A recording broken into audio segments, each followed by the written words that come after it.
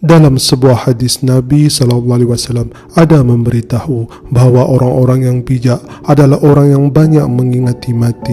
Mengapakah Nabi SAW mengatakan perkara ini dan bagaimanakah caranya untuk kita mengingati mati? Dari Ibnu Umar ia berkata, aku pernah bersama Rasulullah SAW. Lalu seorang Ansar mendatangi beliau. Ia memberi salam dan bertanya, wahai Rasulullah, mukmin manakah yang paling baik? Beliau bersabda, yang paling baik akhlaknya. Lalu mukmin manakah yang paling cerdas? Ia kembali bertanya.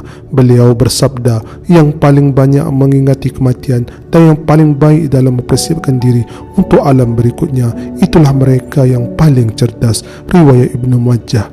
Jelas di dalam hadis ini Nabi SAW memberitahu bahawa orang yang paling cerdas atau bijak adalah yang paling banyak mengingati mati dan bersiap sedia untuk kematian. Para ulama dalam menjelaskan hadis ini bahawa mengapakah orang yang banyak mengingati mati adalah orang yang bijak, ini adalah kerana mereka sedar bahawa kehidupan dunia ini hanyalah sementara, dan oleh kerana itu mereka telah mempersiapkan diri dengan membawa bekalan amal soleh seperti solat, puasa, zakat dan sebagainya untuk meraih keridaan Allah Subhanahu wa taala di akhirat kelak untuk masuk ke dalam syurga.